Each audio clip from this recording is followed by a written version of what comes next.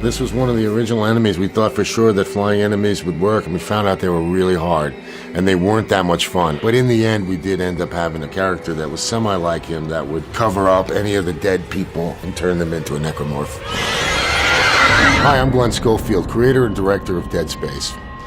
I set out to make the scariest game of all time. Along the way, I had to break some rules, make some new ones, and really redefine how I make video games.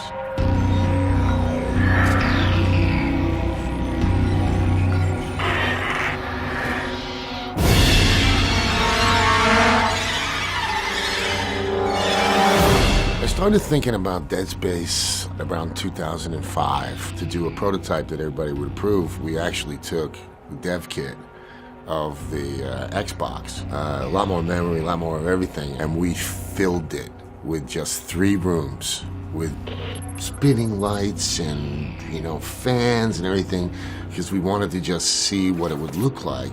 And then we found out after that it was easy to actually give it to the engineers, and then they knew exactly what we wanted. By accident, we found a good way to develop and create newer engines, because they saw what we wanted and they were able to make it. My number one goal was to scare the heck out of one person. I wanted to make the scariest game. You have to go in and go, I want to make the scariest game ever. Right? You don't go in and say, I want to make the 3rd scariest. But I also wanted a game that was exactly what I wanted to make. I had made a lot of games that people wanted me to make, and I was happy doing them because making video games. But this one, I wanted to really make my creative side just really happy. And so I think you can see it in the end product. It was just really a handcrafted game. Some of my influences to make Dead Space from the game industry were definitely the Resident Evil series. And Resident Evil 4 had just come out. One of the things I would say to the team is we're going to make Resident Evil in space. And you got it right away. Resident Evil 4 is one of my top 5 games of all time. And I just like the mood. The mood was oppressive sometimes. It was dreadful, but it was, I don't know, I just got caught up in it. I was always worried about what was around the corner, but I always wanted to see what was around the corner too. I wanted to be in the world, and it was a blind enemy. And that thing was so scary and so hard that when I finally got it, I was cheering. And that's a different kind of scary. There's this tension and playing, and then there's this running away and all. But the moment that the dog jumped out in Resident Evil 1 still goes down as probably top 5 scariest moments in video game history. Video games is what pushed me to want to make another video game. And I think because I thought that video games hadn't yet become as scary as movies, at least overall. Now, I will say that Silent Hill, the town and the whistle and the nurses and, oh my God, the feeling in that room when it would go from nice to awful, things that would influence me in creating tension or dread or oppression or whatever it is. I look to movies and horror science fiction. At the top there is Event Horizon. The idea of a spaceship going to hell. Man, that's something just crazy. And I wanted to create something like that. I found Event Horizon to be successful in creating the storytelling that was just done in the backgrounds. One of the characters is standing with their back to the cockpit, and a light goes on, and the glass behind it is just covered in blood, and it's not normal looking. It looks like just something awful's happened. And this character here has no idea. And I wanted to get that feeling somehow all throughout the game. We wanted you to have moments of relaxation, but not too much. The sound design in horror movies is one of my favorite aspects of making the game. I had such a good time working with Don Vecca, who is my longtime friend and collaborator. And we won a ton of awards on the sound design because the sound is so important in a video game to me. And in a lot of games, sound design was like sort of the thing that came in last, wasn't that important. Oh, we ran out of memory, we don't have a lot. But right from the start, we said sound design and the music and the audio are key. One in particular that really got me was the bar train room. Don Vecca was telling me one day, he's like, Glenn, I was going in the bar train We went under the bay, and it's the worst sound in the history of man, or something like that. And I'm like, record it. Next day, he's hanging out the BART train, getting the sound when it's in the tunnel and everything, and he plays it for me, and we have these really nice sound rooms. It was like screeching, and I'm like, oh man, it's great, you know? Because what we were looking for is how can we scare people just with sound? No monster, no nothing. So, you're in 0G in the game. You get into an airlock, and it's down, quiet again. Then you open the door, and it's just like... And people are running in the room. They are just trying to get out of that room. It's so awesome. It was such a thrill for us, because that was a great way to now realize that we can use sound even more.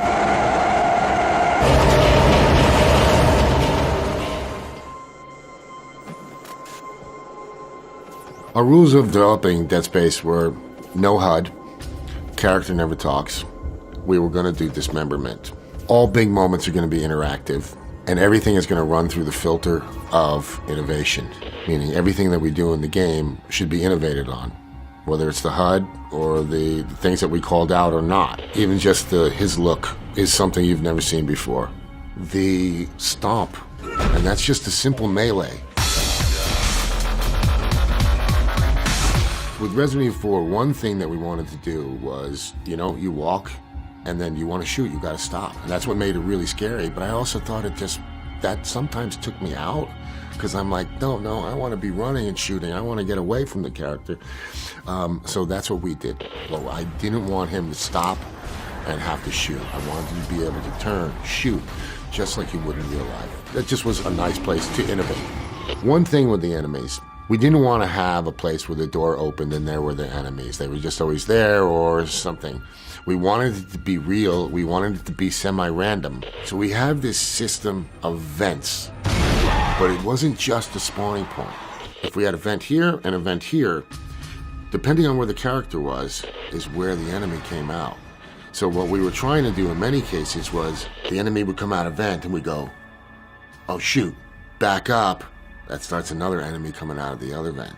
Just by innovating a little bit on the way spawn points are, you can really get something special. We wanted you to feel like you were Isaac. That's why you don't see a lot of HUD up. We're talking about HUDs, and somebody said, you know, I once thought I saw a HUD on the back of a scuba diver's back. I'm like, that makes a lot of sense. I'm in deep water. That's where the idea came from. It's like, because I kept saying, how do we put it on the character? How do we put it on the character? One of the engineers realized that there were times that Isaac was getting killed and you would see his back and it would still have green on it. So the engineer went in and made sure that every time Isaac died, that the thing went red and that you would just see parts on his back. I love that. I love that when the engineers, when anybody comes up with just something to make the game better. The main character, Isaac, was not going to talk. You had to try and make a character that didn't talk not look like he was always just taking orders, like he was a person on himself. That came from Half-Life 2. We just wanted to have sort of the Gordon Freeman feel in the game, so character never talked. The other rule was we were going to do dismemberment, the thing that we built the game on. So, it changed the way that the enemies were designed. It changed the way every single weapon was done, because now they had to be something that could chop off arms and legs. Isaac dying is purely two systems. Enemy system attacking a character that has dismemberment. The death animations weren't pre-baked. Each one was different based on where the enemy was or how the enemy killed you or however it happened. He may cut off Isaac's arms, he may cut off his legs, that's all. It's all... So that's why they're all different. So the death scenes, they ended up being like a feature. The thing that changed a little bit over time in developing the game was actually the length of the death, because we realized what a fun thing we had. So we just took two great systems and had at it. So I wanted to get as many points as we could in the arms and legs and everything so that it felt really real. Like, I don't want to chop here and his wrist falls off. Yeah, this here is the all the notes from my animation director, Chris Stone. He took all the notes from the meetings that we had, because this one here is all about dismemberment. And you can see the different points that we were talking about. This is how we started. And then you can see we number 2. And then we got more and more complicated as time went on and technology got better. But you can just see that the care that went into just dismemberment was something really special. Interactive moments. There are no cutscenes in the game. So we're trying to tell the story through video logs, but also what Isaac does. You know, one of the main things with this game was trying to come up with really cool, big, interactive scenes because they're really complicated to make. One that we came upon almost made us break our rule because it was so hard that we almost just said, well, let's just have him drag Isaac and we'll just shoot. And it was like, no, we're not going to do that. We're not going to break our rule just for one. One that led to a lot of work, a lot of changes in the way that we do things, and a lot of ways that we still do work was the drag tentacle.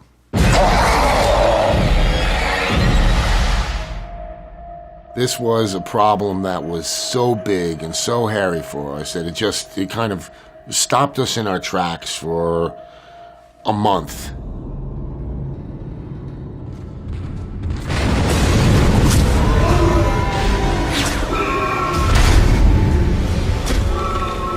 The drag tentacle was meant to be a medium moment. Well, medium thing within the game. We're going to do it once. The tentacle comes out, grabs you, and then pulls you down on the ground, and then you die if you get caught by it. But as we're getting into it, we're realizing that no, Isaac would want to shoot. He would want to be on the ground and pulled and shoot.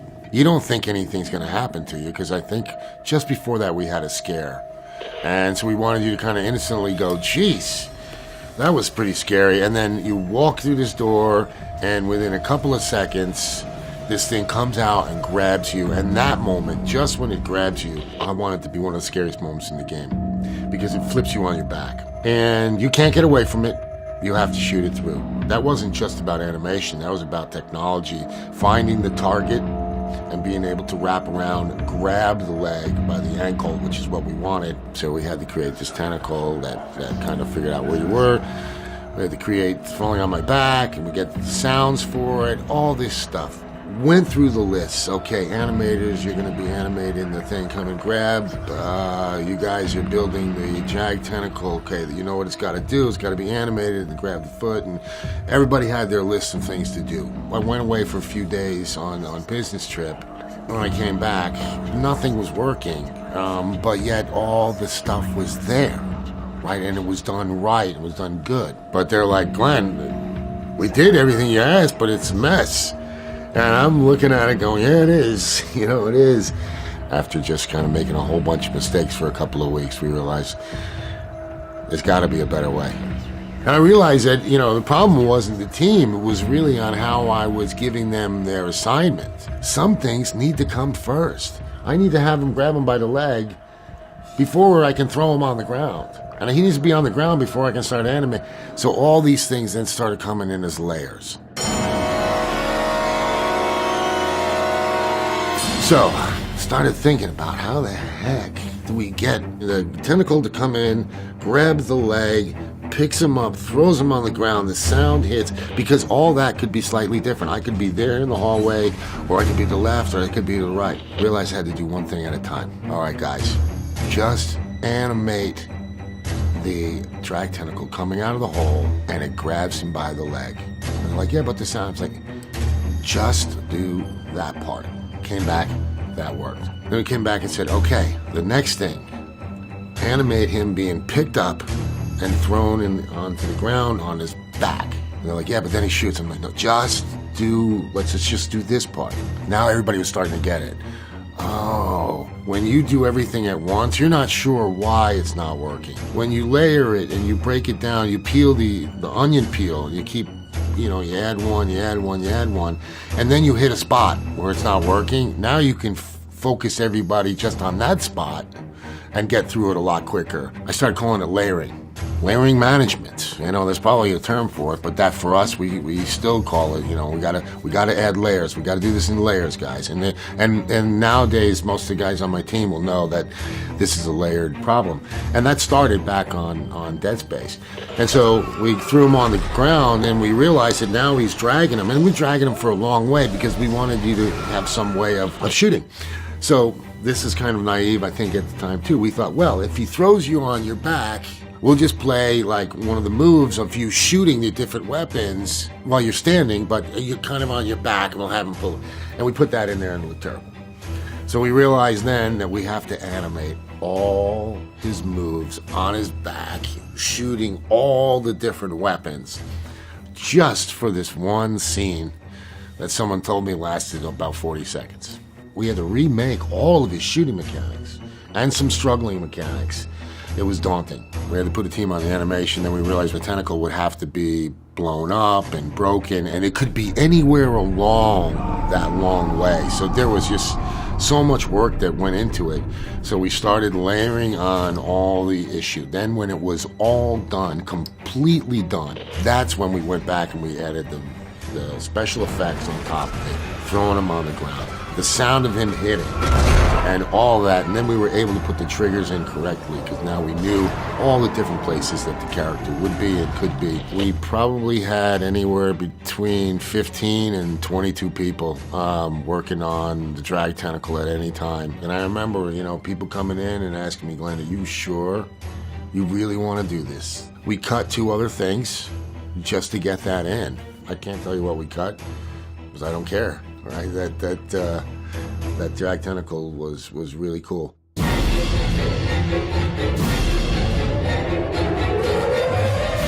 You know, doing the drag tentacle moment and all the lessons that we learned from it, some of the stuff that came out of that were just a sense of pride. Now they felt like they could take on anything. And the rest of the game after that was, I don't want to say easier, but there was like, hey, there's a challenge. Let's break this down into layers and see what we can do, you know? By doing stuff like this, we were more efficient. We saved time. We saved money.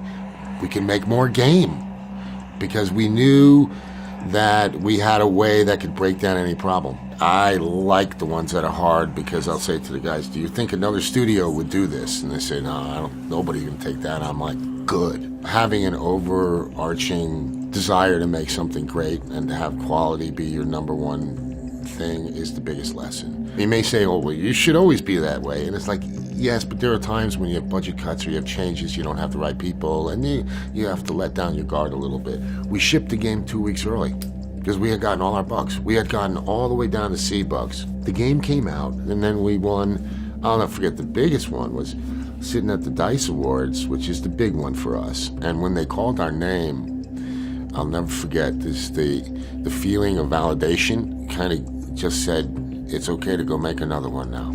I founded Sledgehammer Games with my partner, Michael Condrey, July 21st of 2009. And we made 3 games, Modern Warfare 3, Advanced Warfare, and then we made World War II. The cool thing about Modern Warfare 3 was we also won Action Game of the Year. So we won Dead Space and then Modern Warfare 3, so we got them back to back. When I think back about Dead Space, and I think back on its origins, which was just me in my car talking to Paul Lee about making a game, I can't believe 10 years later, it's become something you just don't expect it. A real highlight of my career has been, you know, making Dead Space and then what it's brought since. I've been playing more of the types of games that I'm making right now. That doesn't mean I haven't been writing. I still write horror stuff, and I've got quite a few stories, and I enjoyed making Dead Space so much that, you know, hopefully someday I'll make one of those games again.